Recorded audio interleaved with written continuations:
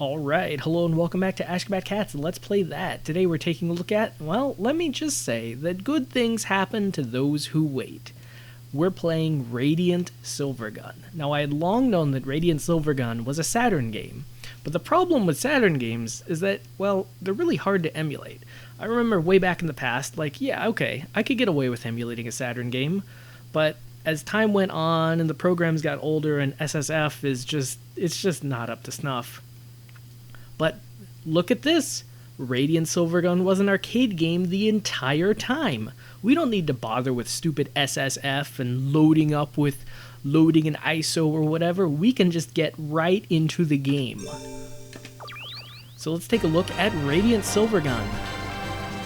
Oh yeah, it's all coming back to me. Oh, that's right. It's an interactive tutorial screen.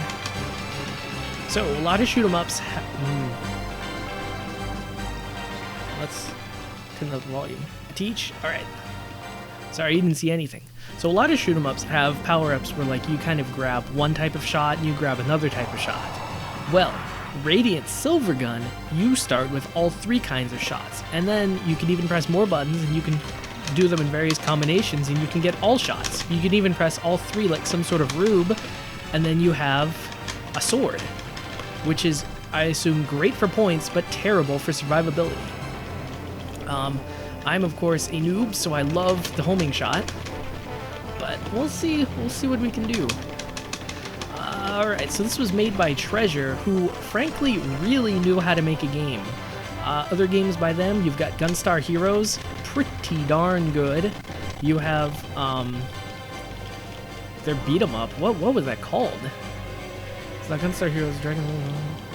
But anyway, they also made a beat 'em up. Well, unfortunately, I think that one was Saturn only. I don't think that'll be in the arcades. But you never know. The things you can find in this game. Oh man, it's all coming back to me. Oh, fire kills you. Well, it's a lot better than just filling the screen. One thing I especially like about this shoot 'em up though is like it's expertly crafted. Like a lot of shoot 'em ups, they don't really give a lot of thought to things that can destroy you. They just kind of fill the screen with like whatever nonsense they can dream up, and then your screen is just clogged with shots, and like, yeah, you can sort of dodge it, but like eventually you just go through. Oh, so if you hold down, then it gets even louder. That's pretty sweet. Oh, okay, that was environmental hazards. I could assume, well, okay, I assume you can continue in this version. I believe the Saturn version, you were limited in continues in some weird abstract way. Now, it wasn't as simple as you only get so many continues. I think there was like some sort of scoring method, like you were unlocking things, and so the further you played, the better you did, then the more you can unlock and the more you can get further. But then if you really wanted to, you could just like force your way through with one credit. Where's the hit zone? Usually they've got like a distinctive one little pixel, and that's the one pixel that'll actually kill you. I'm going to assume that it's the little green pixel, but, well, we'll find out sooner than later. And so if you wanted to unlock everything though, you had to like actually do skillful play. Although I believe there was enough leeway in things where like if you just wanted to beat all the levels while still unlocking a regular number of things, then you could get about one credit to make it through each level. Now these levels though, they're pretty tough. Like again, Treasure knows how to make a game, but Treasure knows how to make a game hard. Well, I also made Dynamite Heady for the Genesis. I've actually never played that. They also made Alien Soldier for the Genesis. Another game I haven't played, but that's in no way unique. I think essentially nobody's ever played that game. I've heard good things about it though, that it's like a game that's essentially all boss attacks. And the worst part is I was safe from that laser until I moved. Sometimes reflexes are your own worst enemy. But like, almost always they hit you if you stand still. So reflexes are still a pretty good ally to have. And you just gotta trust in the heart of the shoot 'em ups. It's kinda like Yu-Gi-Oh! But like, with more lasers and explosions. But But I mean, even though they are filling the screen with like a bunch of shots, like each thing has a pattern. Now granted, each thing has a different pattern and the patterns overlap and do not make it easy for you, but they have patterns, they're dodgeable. Like, it can be understood, if not necessarily, whoa, it can be understood, if not necessarily surpassed. But like, you play something like Radiant and it's like, just bullets everywhere. Nonsense, nope, you can't do anything about it. And unfortunately, you play Armed Police Bat Rider, arguably the first bullet hell shoot 'em up. But that's like before bullet hell shoot 'em ups were this sort of like very curated, perfected experience. Then it's not great. Like, Bat Rider, they just send tons of shots at you. Now it's a little more manageable. Like, they were kind of getting into the era where they could think of good shoot 'em ups, or they could think of shoot 'em ups as like nice, pure experiences where you go through and kill everything in your sight, rather than just obnoxious sound machines that you put a few quarters in and get a few cheap kicks. Wow. Another cool thing about this game is that it's in 3D. Now, I mean, that sounds kind of silly nowadays, because it's like, oh, 3D? Lots of things are in 3D. But, oh man, this was so much easier on the Saturn, because you could map each button individually to all of your things, and you don't have to remember crazy command combos to get all your weapons working. But yeah, definitely one of those. Well, okay, so let's talk about the weapon switching mechanic, because the game seems to be like throwing it in your face.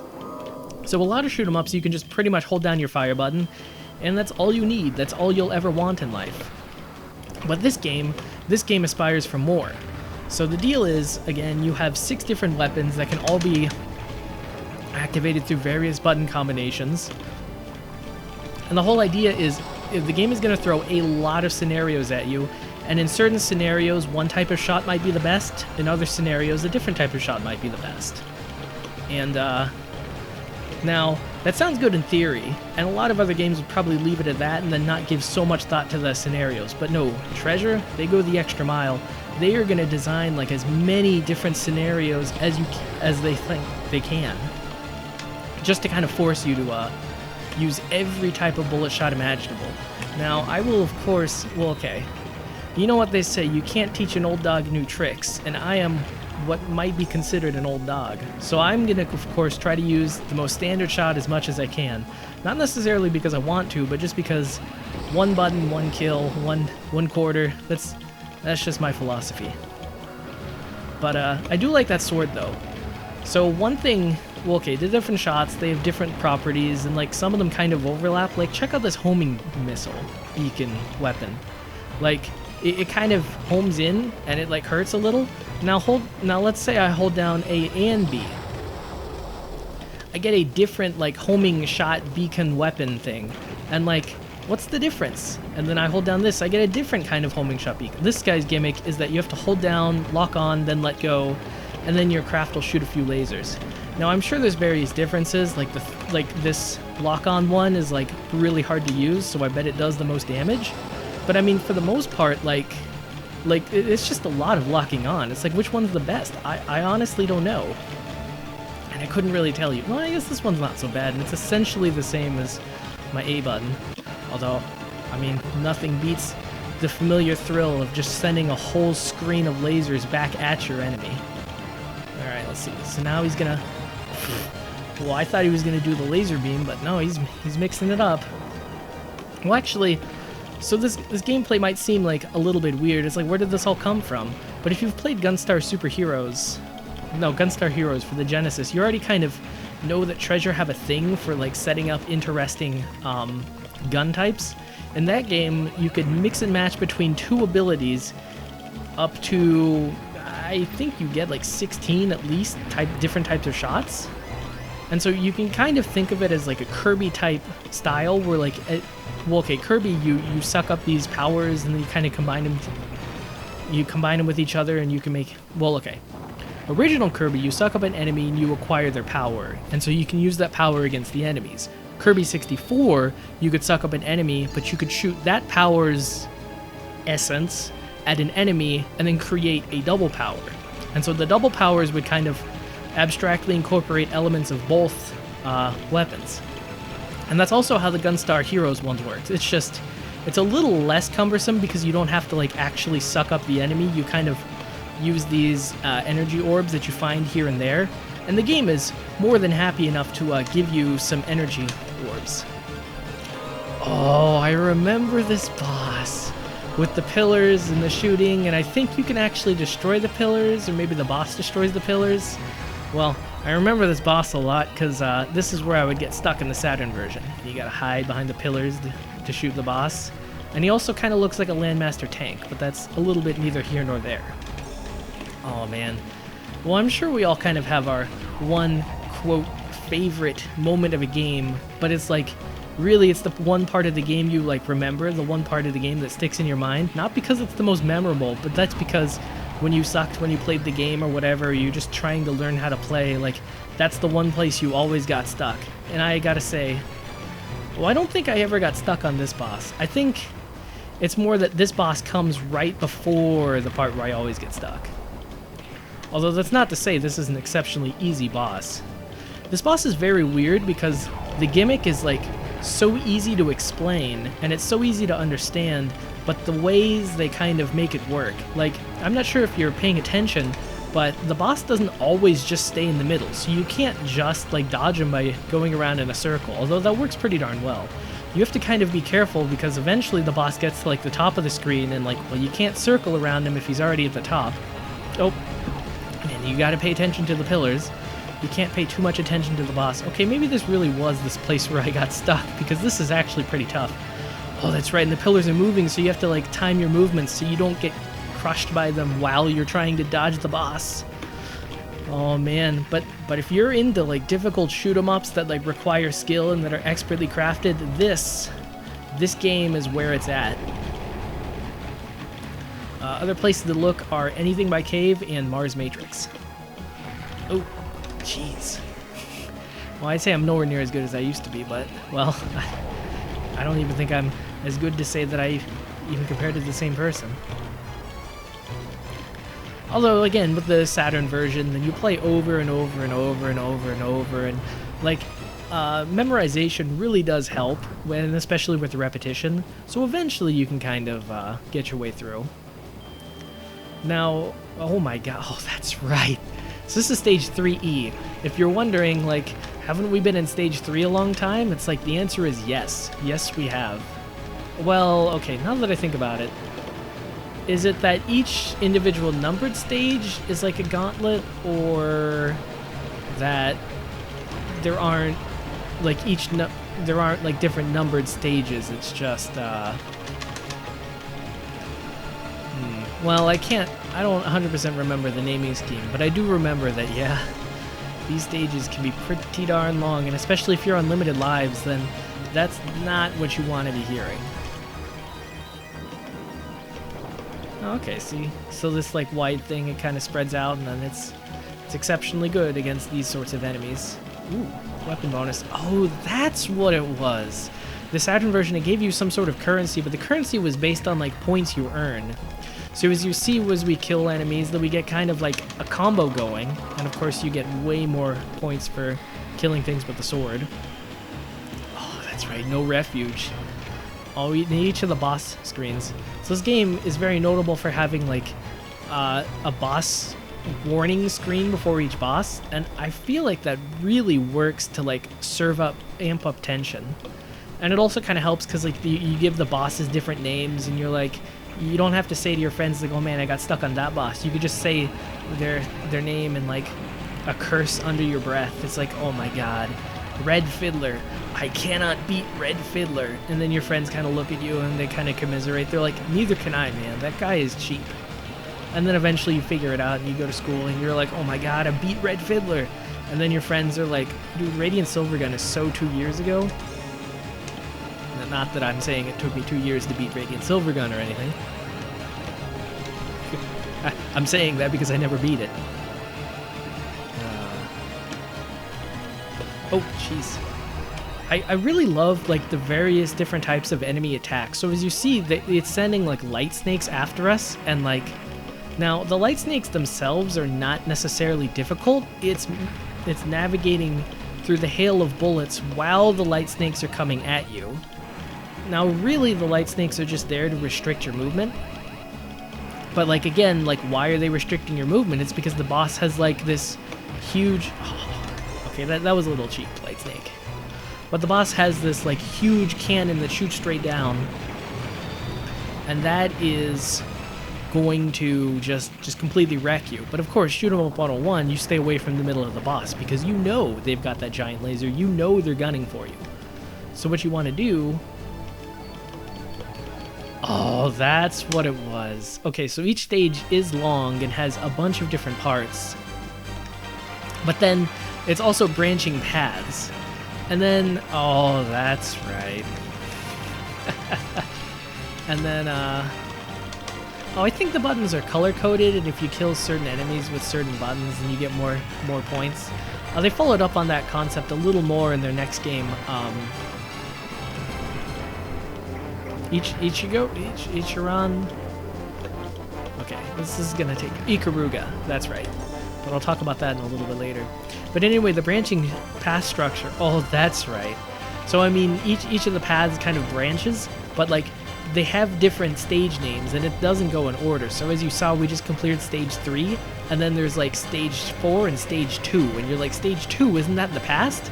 And the answer is yes. Yes, that is in the past, and it's weird. This game is a little bit weird with chronology, and then you read the story, it's very weird. You get to the end, you watch the ending screen, that's also weird, and then you realize there are multiple endings, and you're just like, what the heck? Who designed this game? And the answer to all of those questions is treasure. It's all just treasure. Actually, I forget if Gunstar Heroes had multiple endings.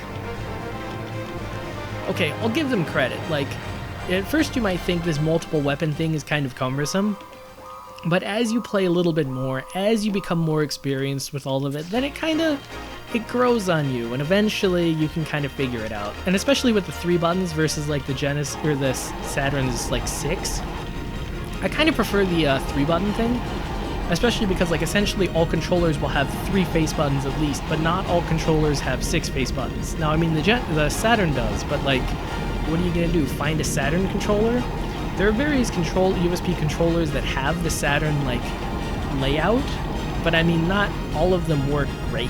I remember I bought like one of the licensed Street Fighter ones. They're not the cool licensed ones that were for the PlayStation 2.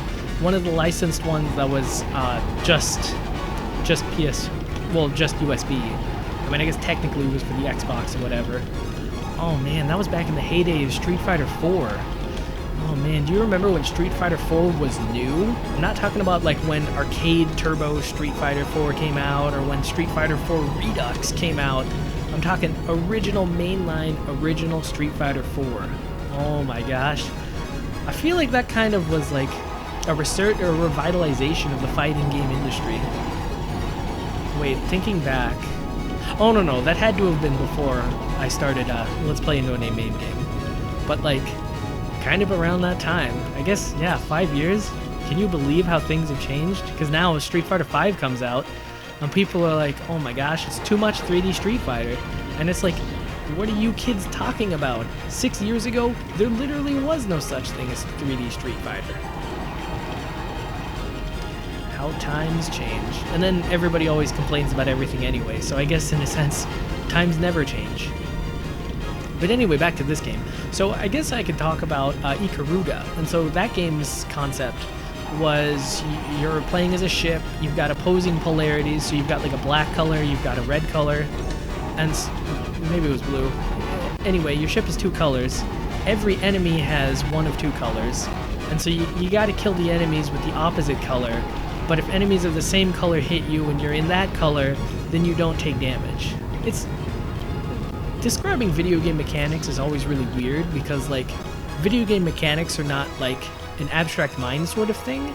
They are a like, hey, let's look at this, how this goes. Okay, I can figure this out through induction sort of thing. Like, usually you see it in action and it's really easy to go with. Again, that's why a lot of video games have like introduction screens. That's why a lot of arcade games have intro screens. And I feel like modern games almost sort of like suffer for not having those attract screens, because then they can't like describe their mechanics in like a very short, sufficient manner. You know, I kind of wish they had more trailers that were sort of like an attract screen. Well, if you're a video game developer and you're listening to this, well, there's your big $1 million idea. Make a few trailers, but make them like old school arcade attract screens. But anyway, well, I actually don't know much about Ikaruga because I never actually played it. Because, I mean, the other thing, too, was if this game was for the Sega Saturn, that game was for the Saturn, for the, well, the Super Saturn, no, the Sega Dreamcast. And, man, you think emulating the Saturn is hard. Well, emulating the Dreamcast is actually a fair bit easier. But the unfortunate thing is, not all the games work. Well, that's also true for the Saturn. But, well, actually, I remember back in the day, now, again, back in the day is like, what, 5, 6, 7 years ago? Emulating the Dreamcast actually worked really, really well. Oh man, that's right, because well, no, I had an Xbox and whatever, but like I didn't bring with me to college. So if I wanted to play some 3D games on the go, oh, that's unfortunate. So as I shot that screw turn guy, like he'll move the other one, but it's not the one you're shooting. It's the one that's more inconvenient for you. Okay, I think I vaguely remember the stage, only in as much as I never got here, and the one time I like forced my way through the rest of the game, then like I got here and I'm just like, how can anybody do this? This is not physically possible. Because then you see these guys behind you and it's like, how are you gonna hit behind you? The sword slash, like, it goes around, but it takes its dear sweet time to do it. The homing mission, it likes things in front of you. The double beam homing, no, that's only going to shoot things in front of you. I guess you could go for the triple targeter, but it's never something you like to rely on. Yeah, these games, they really like to come up with weapons that are like powerful-ish, but not necessarily useful, you know? Actually, another game that had like a weird weapon switching mechanic was Axlay. Now, I've never really played that one in depth. I've played like the first mission a few times, and well, I do enjoy that first soundtrack. It's a pretty catchy tune. But that one's whole deal was like you could switch weapons at will, and you had like 3 different weapons. But like there, the weapons weren't so like Byzantine, I suppose. Like here, this double thing, it's like, how are you gonna use this one? Now, in reality, it's pretty clear how you use it. Like, you just have to line it up and shoot. But like, at the beginning, it's not very intuitive. Whereas like Axlay, it's incredibly intuitive. It's like, okay, one of them shoots behind you, one of them shoots in front of you, straight beam, one of them shoots in front of you in a wide shot, and that's it. That's all you get. And so it keeps it nice, short, simple. Now I think you could like buy your own weapons, but like, again, I never made it past the first, or never bothered going past the first level, and so I never really got to experience that. Maybe this weapon is the best option? Now it is almost vaguely like a puzzle game because you can... Well, that's right, you get points as you stay alive longer.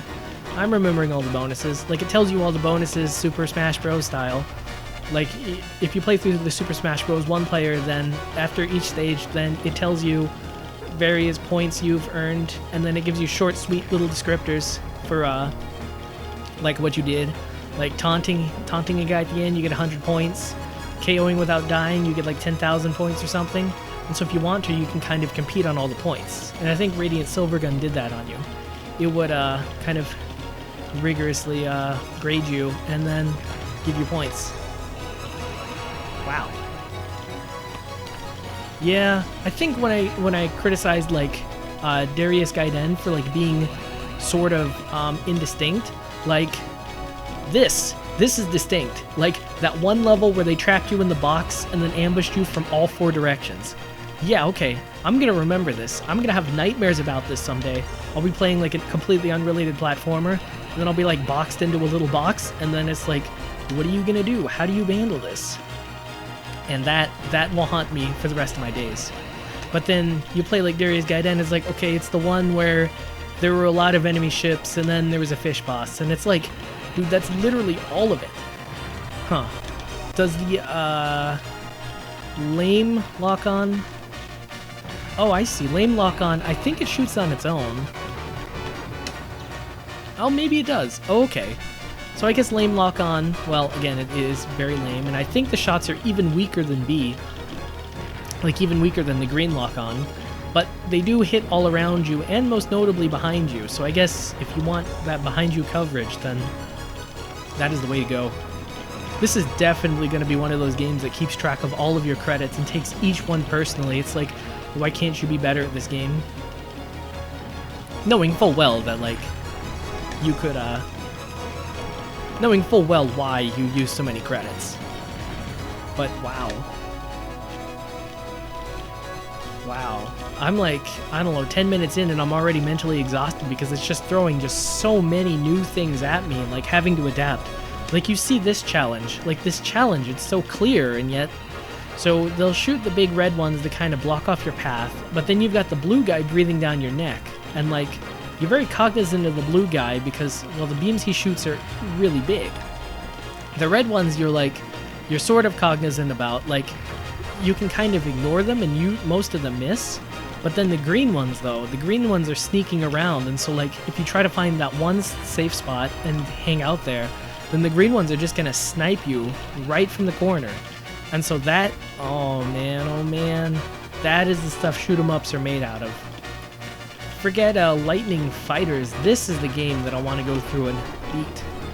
Although I guess I'll take a look at the Saturn version, see if it even still works. Because, I mean, again, it's been like, what, the better part of a decade? I'm pretty sure they fixed emulation issues by now. Heck, there might even be a port of this to Steam. I would not hold my breath, but maybe there is. I definitely know that they ported Ikaruga to Steam, so if you want to get your head in the game with these sort of treasure games, and for some reason you want to play it on Steam, then Ikaruga would be a good choice. That is a very solid shoot-'em-up. It was also on the GameCube, of all things, the GameCube. Now you'd think if anything it would be on the, oh that's right, I think you get a bonus if you only kill enemies of like one color or something. And then you ignore the enemies of the other color. But we're not playing this game for points. Yeah, why was Ikaruga on the GameCube? Like if you think about it, it should be on the Xbox because that was like basically a Dreamcast by any other name. But the GameCube. Sometimes video games just don't make sense. And not even like the video games themselves, just like the companies who make them. No, we're safe. Well, safe is of course a relative term. Oh man. I kind of appreciate like the inherent absurdity of shoot-'em-ups though, where like you've got all of these ships firing at you, but like most of their shots are going to completely miss. Like this is completely unlike real life where like any shot that doesn't hit is considered like a horrendous waste of resources and should not be considered. The only exception is like suppressing fire, but even that it's like the whole idea behind suppressing fire is that like it could in theory hit you. But shoot-'em-ups like they don't really care. It's like we got bullets, we're going to shoot. And it's like that makes this as a genre like ridiculously unrealistic, and yet it becomes something that can only really exist in the realm of video games. It's not something that can exist in real life. Beatitude for games. Oh yeah. Oh yeah. It's all coming back to me, those sweet Saturn days. Have you ever played Dragon Force on the Saturn? It is, well, okay, so it's a tactics game, and if you've ever enjoyed like Advance Wars Fire Emblem for having the little animated short cutscenes where like, oh, those pillars don't kill me. Oh no, they do. I was like, what? This game is merciful for a second. No, it's not. It's never merciful. And so, if you've ever enjoyed the Fire Emblem Advance Wars or various other tactics games, just like their little animated fight window things, like Dragon Force is like well, okay, so it's still a tactics game, you still move your forces around, but then when you go into battle, like, it goes into a huge one of those, and so it's your entire army at that square on it, and so you're gonna have, like, 100 guys in each square, and then they all, like, run in and fight, and then you could, like, sort of command them. Now, I mean, your commands are, like, on the order of advance, not advance. Kill, super kill, retreat, but, like, it makes for some good stuff. Oh my gosh, just the set pieces of this game are just so fantastic. The set pieces and the bosses. Like, each boss, like, not only can you say, oh man, I got stuck on the caterpillar boss, like, you can say, I hate when the caterpillar boss turns into a ball, it always kills me. It kind of reminds me of Star Fox 64, when you're like entering Venom, but like not the cool person Venom where you go on an all-range mode against Andross, like the lame person Venom where you have to chase the running robot guy. But like that first moment as a kid when he started running and then there were the pillars that kind of block your path and you have to get past that, and that was just mind-blowing back in the day. Like, and then you could very easily describe that set piece to other people. It's like when you're fighting the robot, the rock robot, and then he runs into the pillars that kind of obstruct your path, and it's like everybody knows exactly what you're talking about.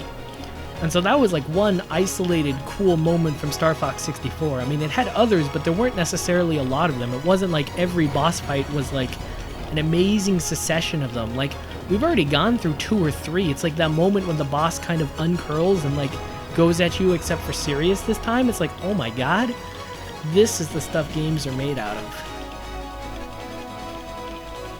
Now, trying to 1 credit clear this game, oh my god, I can't even imagine. Now, of course, there's probably like half a dozen people who have done it. I'm sure there are people who have created entire cottage industries on 1 credit clearing this guy. Wow. And yet, I gotta give this game tremendous props because at any given moment in time, it does not feel cheap. Like, it definitely feels difficult. Like, you have to be paying attention, and like, commentating while you go is maybe not the best way to do this. So again, if I'm looking for excuses, that's what I'm gonna blame first. But it is just throwing everything at you, but like, you can manage it. Like, the green ones, they're not tracking you, so it's like, okay, you find the path. The pink ones, it's like, they kind of make a path almost. Like, with those pink shots, it's like they almost always have like a clear path you can go through. And then these fireball shots, it's like, the only hard thing is that there's a lot of them. Like, they come at you in that sort of spread out pattern, and it's pretty clear, you just gotta slalom through them. Well, it's pretty clear, like, mentally what you've gotta do, but in terms of, like, actually how do you approach it, how do you win, that's something that only your hands can answer.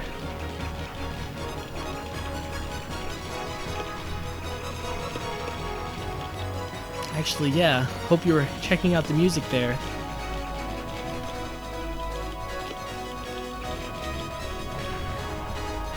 Now, I'll admit, I kind of like the brazenness and like the absurdity of the Darius opera fish singing more, but like this game, it's all sort of orchestral. It gives us such an epic feel.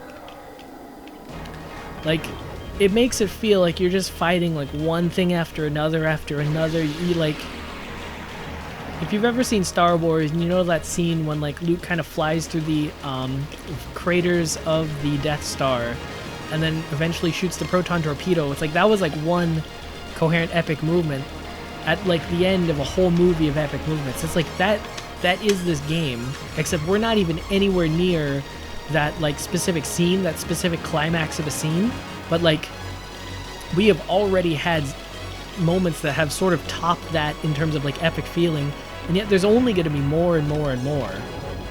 Now, you have to be careful when you're making like a whole bunch of epic moments like that, because you don't want to devalue any specific one. It's one of those things where like, the reason why nobody's made an action movie that's been like 90% action is because it would just make each action scene like lose all meaning. And so again, if you're wondering like, why is this game not all boss rushes? Why is there those brief moments of respite where you have to like platform through something? It's like, well, that's to kind of let you breathe, to kind of build up tension again for the next boss. And then also too, the bosses every now and again, they have like sort of a transformation sequence or something where you can like kind of think for, well, only a second, but at least you get that second about what the boss is going to go next. Actually, now looking at how the boss even itself fights you, like, it'll shoot out a bunch of waves of like shots at you. Alright, excuse me. So the boss will shoot out like a whole bunch of shots at you, and then it'll rest. Like, you see these laser beams, like it shoots them out, and then it stops. Well, okay, this boss, I guess, is really going at it. Oh, man. But, Other boss, yeah, okay, you saw. There was like a brief pause as it switched from like firing pattern A to firing pattern C. And it's like, I kind of appreciate that. How like they give you a rest even within each battle. Because frankly, I could use like a real rest, but nah, I'm gonna keep going on because it's just so fun. It's just so much stuff coming at you. Now it might be a little too much to deal with, but oh man. It's just pure concentrated fun. And like especially too, if I had this and a Saturn back in the day, it's like I might not need other video games. That sounds like such an absurd statement, but like when you've already got like this ultimate like experience thing. Well, okay, it's not that you don't need other video games. Like each specific video game kind of provides something different, something very specific. Like you play a shoot 'em up like this and it's all kind of about like the gameplay, the tactile feeling of like moving the joystick and like also the satisfaction of being able to weave your way through a bunch of impossible seeming shots. But then you play like an RPG and that one's almost like reading a book, or you play like a visual novel and that is almost literally reading a book. And it's like each one kind of goes to a different type of experience. So okay, if I had this, I wouldn't need any other shoot 'em ups in my life. Not even you, Dodonpachi. Not even you. Well, because I mean, Dodonpachi, it's like, it's fun to like play through and try to get the highest score, but like, Radiant Silvergun is kind of set up where it's like, it's an entire epic, and like, it's not even playing through it once is the epic. The epic is you playing it and over like the course of, I don't know, maybe the better part of a year, just kind of mastering each individual section, and then after a while you start putting it together, and then after a while you start going for like those 1-credit clears, and then eventually you just complete the game. I guess it's a sad day, but then you've got that under your belt and you can like always come back to it, I guess. Well, until your Saturn breaks, which unfortunately it's a CD-based system, so there's always that danger. But like, it's not so much the game itself is just the epic, it's like the path you take in beating the game becomes an epic. If you want a modern day example of what that kind of feels like, just maybe to put that in perspective or to like continue on, like Monster Hunter. So Monster Hunter is a weird game. So okay, the game's all about hunting monsters, but like that sounds deceptive and lame. It turns out these monsters are like huge giant animals like real life, and they're all kind of like fighting at you. And then you get into these giant boss battles, but it's kind of almost like the Radiant Silvergun boss battles where like, yes, these monsters are like dangerous and yes, they have all these patterns, but like they're kind of doable. Like it throws a lot of stuff at you, but and sometimes it's overwhelming, but as you get better, it's like, it can become not overwhelming through skill. And it's kind of like this game, as you see, it's like, yes, each boss kind of shoots a lot of stuff at you, but if you played each boss enough times, you'd kind of figure out the best way to approach every single pattern. And then eventually you could kind of like figure it out and get it done. And then the Monster Hunter bosses, it's almost sort of the same deal. Oh, that's tricky. So you have to kill them when you're close. I wonder if the sword would help. Well, it didn't help there. And so as you play through like each monster, then you kind of fight, and then the monsters do get harder as you go. And so eventually, well, okay, like the way you start out, you're not even fighting like the real big monsters, you're just fighting like tiny little small raptor guys. That's right, a small velociraptor is the basic type of enemy in this game. It's not even like a big enemy. And so you'll fight these like small little monsters. Now those are incredibly easy. Like if you die to those, then you just straight up don't understand the controls. It's not even like you don't have enough skills. But then you make it to your first like out and out real monster. Now what they'll do is they'll have you fight against like a bigger version of the tiny little guy. And I mean, I've heard tell that some people can't handle that, which is saddening a little. But like those ones are not so bad. Like once you really understand what you're doing, it's easy. But then you fight your first real monster. For me, it was like Monster Hunter Freedom Unite, that Kut-Ku. Once you made it to that Kut-Ku, you're like, oh my god, this shit is serious. Because like Kut-Ku, like, it hits so hard. We're like, and so Monster Hunter has a dodge, and you are heavily incentivized to dodge everything. Now, that sounds easy until you realize like you really have to know what that monster is up to, what it wants to do at every single moment, before you can dodge out of the way. And so you have to kind of fight the monster a few times, get used to all of its sort of like flaws and quirks and gimmicks, And then you can like dodge out of the way, and then if you're really good, you can even fight it without taking any damage at all. And in fact, not only is that like acceptable, not only does the game let you get away with that, the game is kind of set up where like it almost really wants you to do that. Like that's almost sort of an end goal for the game. And but like I mean, you're gonna kill your first cuckoo. I mean, you keep at it, it'll happen. Like cuckoo, like in the grand scheme of things, cuckoo is not bad, but like in your own localized part of the world, cuckoo is like the worst thing that will ever fight you in the world. But eventually you get past it and you get to the next monster. For me, the next monster that really gave me trouble was the Kizu, and oh my god. Kizu was like some squirmy maggot thing with like electricity, and so what it'll do is it'll cover its whole body in electricity, which that's kind of a really bad thing if you're fighting with a melee weapon. And so yeah, you're just not gonna have a good time. So that's when I had to like completely fundamentally switch up my playstyle. I switched up to one of the ranged weapons, and then all of a sudden like I could actually beat Kizu, and it wasn't so bad. And so like you have to kind of go back to the drawing board, you have to change up your plans, you have to change up your tactics, and then you can like go back and like succeed. And I mean, you just do that over and over and over, you forge better weapons, you fight bigger foes, but then you like improve yourself too, and your skills like take on a requisite increase as well. And it's like the whole story of all that becomes your gameplay experience, and like that becomes this sort of epic. Like it's sort of like an epic that you could even tell to all your friends. It's like my year in Monster Hunter Land. And like if you weave it together correctly, I mean, you could make a pretty darn good story. Actually, I wonder Shadow of Mordor with the enemy fighting mechanic, I wonder if that kind of allows for like a good story. Although I don't think that game is difficult per se, so like it's not quite the same thing, because like your Monster Hunter story is going to inherently be about you overcoming adversity, like learning an unfamiliar game system, because, well, that's the other thing. It's like there are so many intricacies in Monster Hunter. Like, yes, you have recovery items, but you have like a whole bunch of different kinds. You've got like regular potions, but you also have some that can like, you also have some recovered items that will increase how much hit points your character has. And then you've got, and then the other thing too is like you have to kind of craft all these weapons on your own. You can't just buy them.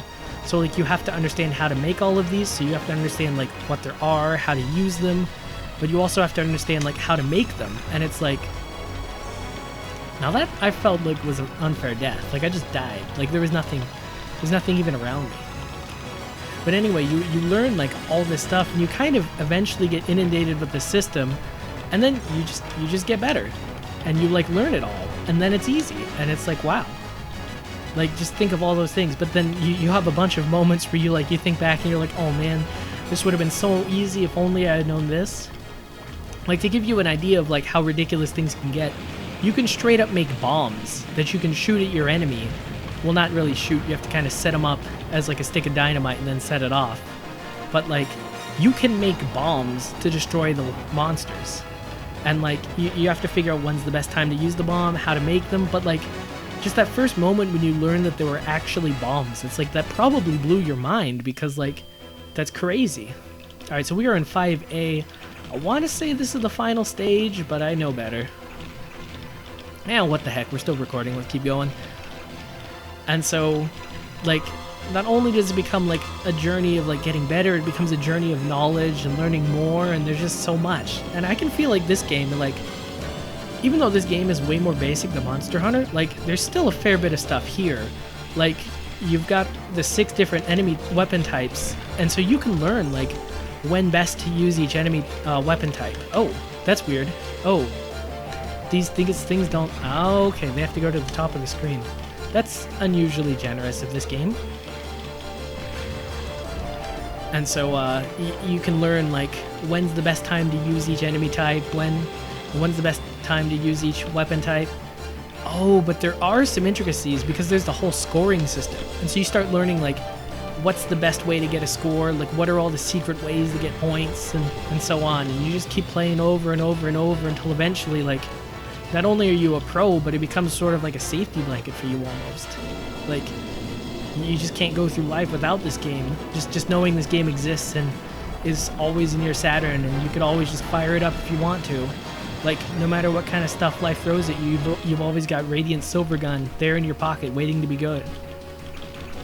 And yeah, you just keep going, and you just keep pushing the boundaries until eventually you surpass them. And then, on that fateful rainy day when you finally beat the final boss and you're like, that's it, I've done everything in this game, then you have to deal with the emptiness in your life as you realize it's like, wow, I don't have a replacement for this game. I don't think there can ever be a replacement for this game.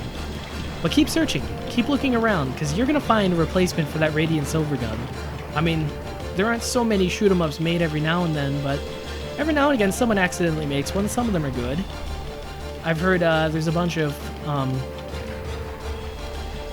fan-made shoot-'em-ups that you can kind of check out. I hear Crimson Clover is good. I've never played it, but I bet you haven't either, so you want to give that a shot, then you go ahead.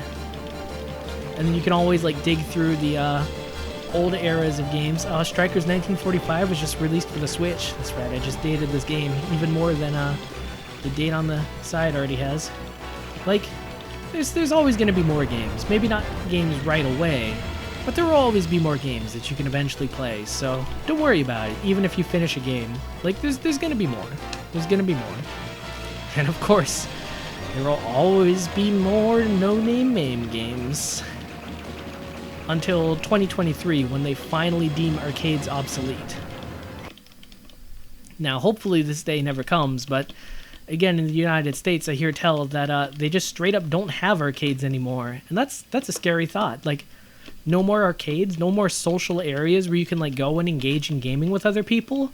It's kind of weird nowadays, because like you can play online with other people, but like you kind of can't. Well, okay, what do I mean by that? Like, yes, you can play in the lobbies against other people, and like, yeah, that gives you... Oh, we are not actually recording anymore.